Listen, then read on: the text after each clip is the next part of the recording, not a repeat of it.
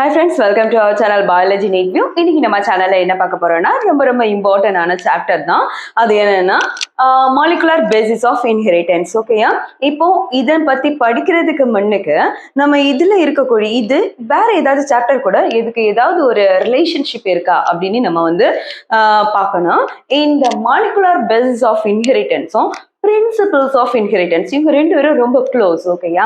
First principles of inheritance இதுல நம்மளுக்கு Gregor Johann mental நல்லாவே தெரியும். சரியா? அவங்க என்ன சொன்னாங்கன்னா ஈச் அண்ட் எவ்ரி கேரக்டர்ஸ் நம்மளுக்கு இருக்கக்கூடிய கேரக்டர்ஸ் எல்லாம் ஒரு ஜெனரேஷன்ல இருந்து இன்னொரு ஜெனரேஷனுக்கு என்னது டிரான்ஸ்ஃபர் ஆகுது. அது டிரான்ஸ்ஃபர் பண்ணக்கூடியது ஆளு யாரு அப்படின்னா ஒரு ஃபேக்டர் அப்படின்னு சொன்னாங்க. சரியா? இப்போ அது இவங்க இந்த ஃபேக்டரை பத்தி சொன்ன பிறகு ஒரு 100 வருஷம் கழிச்சு வேணா கொஞ்ச நாள் கழிச்சு இதுல இருந்து மறுபடியும் அனாலிசிஸ் பண்றாங்க. ஓகே, இந்த ஃபேக்டர் அப்படின்னா யாரு, இப்ப இந்த மெண்டலோட எக்ஸ்பெரிமெண்ட் எல்லாம் கரெக்டா என்ன அப்படின்னு அவங்க வந்து அனாலிசிஸ் பண்ணும்போது அவங்களுக்கு கிடைச்ச ப்ரூஃப் என்னன்னா இந்த ஜெனட்டிக் கேரக்டர்ஸை கண்ட்ரோல் பண்றது யாருன்னா ஒரு ஜெனட்டிக் மெட்டீரியல். இந்த ஜெனட்டிக் மெட்டீரியல் எங்க இருக்குது அப்படின்னு பாத்தீங்கன்னா நம்ம செல்லோட நியூக்ளியஸ்ல தான் அவங்க இருக்காங்க. ஸோ அந்த மாலிகுலர் லெவல்ல நம்ம அந்த ஜெனட்டிக் மெட்டீரியலை பத்தி படிக்கிறது தான் மாலிகுலர் பேசிஸ் ஆஃப் இன்ஹெரிட்டன்ஸ். ஓகேயா? ஸோ இவங்களுக்கும் பிரின்சிபிள்ஸ் ஆஃப் இன்ஹெரிட்டன்ஸ் ரெண்டு பேரும் என்னது ரொம்ப க்ளோஸ் ஆனவங்க தான். ஓகேயா? இப்போ பாருங்க, நம்மளுக்கு நல்லாவே தெரியும் ஃபேக்டர்ஸ் நம்மளுக்கு மெண்டல் சொன்னது வந்து யாருன்னா ஜெனட்டிக் மெட்டீரியல், வேற யாருமே இல்லை, டிஎன்ஏயும் ஆர்என்ஏயும் தான் அவங்க சொல்லியிருக்காங்க. டிஎன்ஏ தான் சொல்லியிருக்காங்க. சரியா?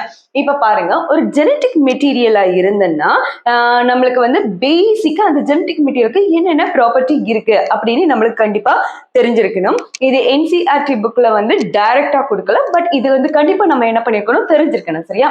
அதுல ஃபர்ஸ்ட் பாயிண்ட் என்னன்னா ஒரு genetic material it should capable of replicating.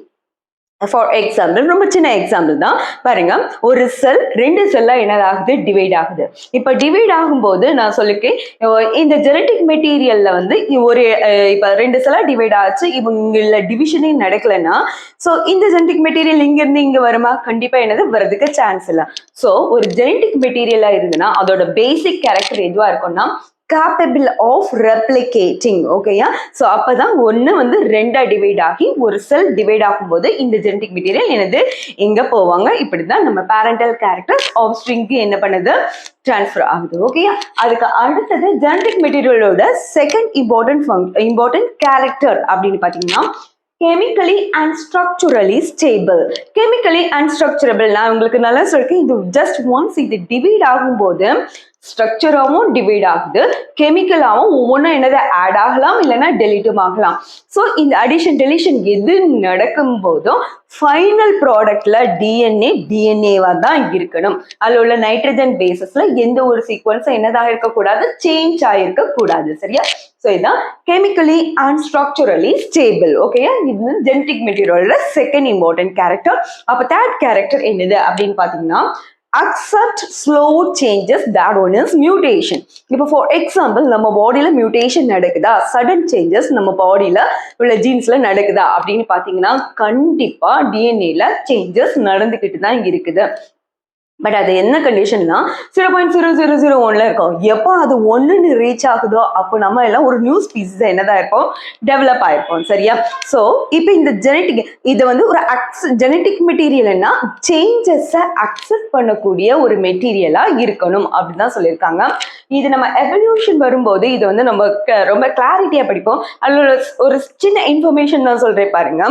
ஒரு ஜீன்ஸ்ல இப்போ வந்து சேஞ்சஸ் நடக்குது, இந்த சேஞ்ச் வந்து ஃபேவரபிளா இருந்ததுன்னா அது நமக்கு நியூ கேரக்டர் டெவலப் ஆகும். நியூ கேரக்டர் டெவலப் ஆச்சுன்னா அது நாள்பட நியூ ஸ்பீசிஸ் என்னதாகும், நம்மளுக்கு டெவலப் ஆகும். சரியா?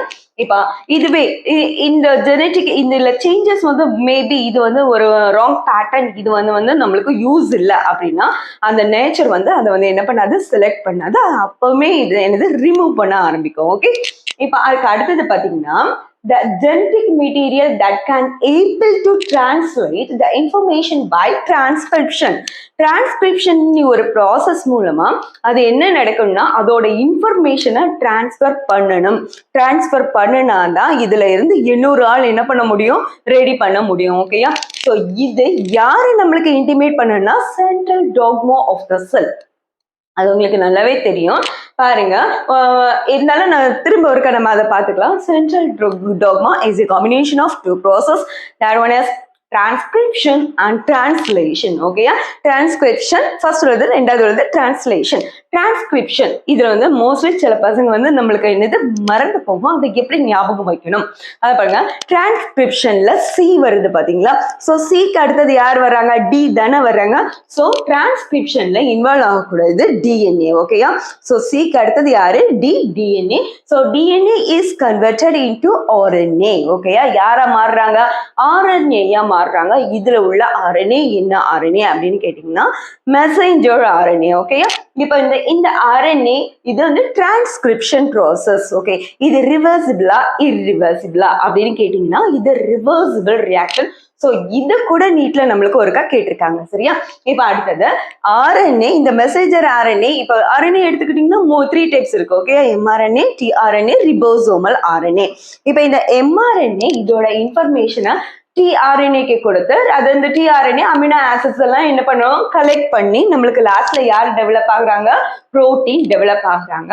ஸோ ஒரு ஆர்என்ஏல இருந்து புரோட்டீன் டெவலப் ஆகக்கூடிய ப்ராசஸ், அது என்ன ப்ராசஸ் அப்படின்னா அது டிரான்ஸ்லேஷன். ஸோ இது எல்லாத்துக்குமே பேசிக் ரீசன் யாரு, நம்மளுக்கு டிஎன்ஏ தானே. டிஎன்ஏக்கு அப்போ ஜெனட்டிக் மெட்டீரியலுக்கு என்னது இன்ஃபர்மேஷனை டிரான்ஸ்ஃபர் பண்ணக்கூடிய கேப்பபிலிட்டி இருக்கணும். சரியா, ஸோ இந்த 4 கேரக்டரும் நீங்கள் என்ன பண்ணீங்கன்னா என்சிஆர்டி புக்கில் ஒரு சைடில் லைன் பை லைனாக ஷார்ட் நோட்ஸாக நீங்கள் இருந்து நோட் பண்ணி வச்சுக்கோங்க. Central dogma is very very important. டிரான்ஸ்கிரிப்ஷனில் என்ன நடக்குது, டிரான்ஸ்லேஷனில் என்ன சேஞ்சஸ் நடக்குது, இது நம்மளுக்கு கரெக்டாக தெரிஞ்சிருக்கணும். ஓகேயா, இதுக்கு அடுத்தது பார்த்தீங்கன்னா ஜெனட்டிக் மெட்டீரியலை அவங்க அனலைஸ் பண்ணும்போது அது என்னதுன்னு கண்டுபிடிச்சாங்க, அது ஒரு ஆசிட்னு கண்டுபிடிச்சாங்க. ஸோ அது யாருன்னா 2 பேர் இருக்காங்க, நியூக்ளிக் ஆசிட்ஸ். ஓகேயா, அது டிஎன்ஏ, இன்னொன்று யாரு, ஆர்என்ஏ. டிஎன்ஏ எக்ஸ்பான்ஷன் நமக்கு நல்லாவே தெரியும். Okay, deoxy ribo nucleic acid, RNA ஓடது ரிபோ நியூக்ளிக் ஆசிட்ஸ். ஓகே, இந்த ரெண்டையும் ஃபர்ஸ்ட் ஐடென்டிஃபை பண்ணது யாரு அப்படின்னு பாத்தீங்கன்னா discovered by Frederick Michterன்னு சொல்லுவாங்க. ஓகே, மிச்சர்னு சொல்லுவாங்க. ஸோ இதை நீங்க எப்படி ஞாபகம் வைக்கணும்னா மிக்சர். ஓகேயா, mixer is a combination of என்னது நிலக்கடலை, நிறைய கடலை எல்லாம் இருக்கும்ல. ஸோ இதுல மிக்சர்னு சொல்லும்போது டிஎன்ஏ ஆர்என்ஏ சேர்ந்து இருக்காங்க. ஓகே, அப்படின்னு ஞாபகம் வச்சுக்கோங்க. ஸோ நியூக்ளிக் ஆசிடை ஃபர்ஸ்ட் டிஸ்கவர் பண்ணது யாரு அப்படின்னு கேட்டீங்கன்னா ஃப்ரெட்ரிக் மிச்சர்னு என்ன பண்ணிக்கலாம், ஞாபகம் வச்சுக்கலாம்.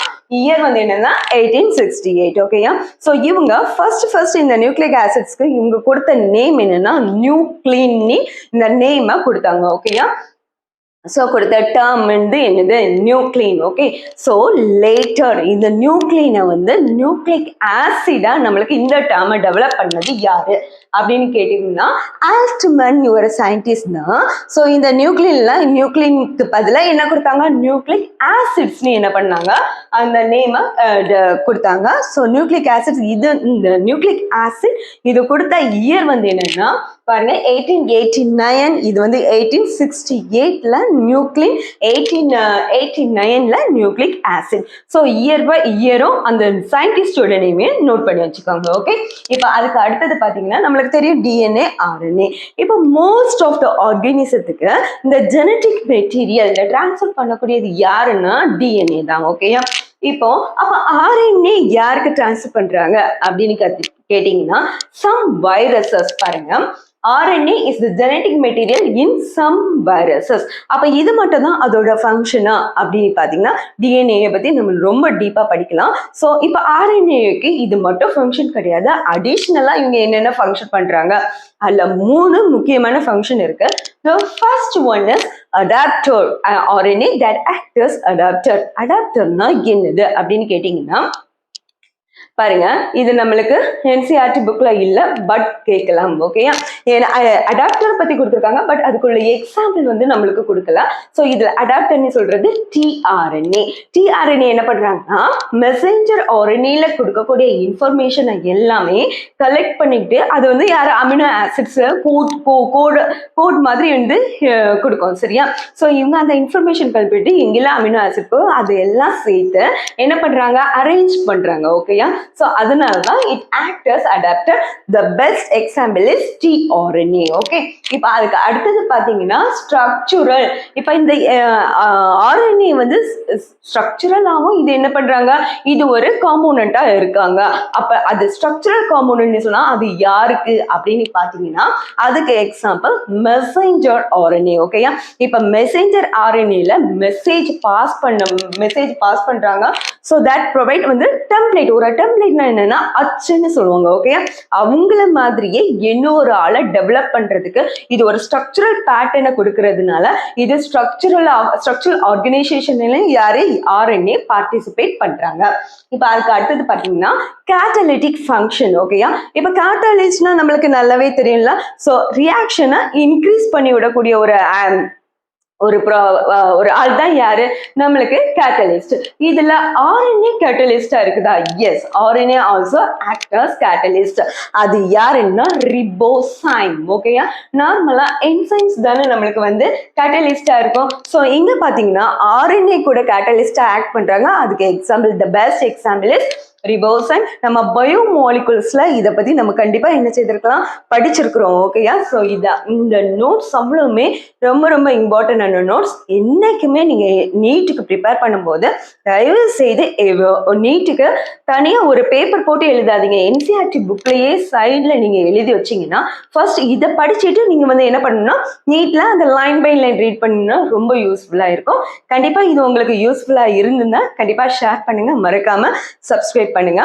நாளைக்கு நம்ம இதே மாதிரி இன்னொரு வீடியோல நம்ம மீட் பண்ணலாம். until then bye from Dr. D. Usha Arasu. Thank you.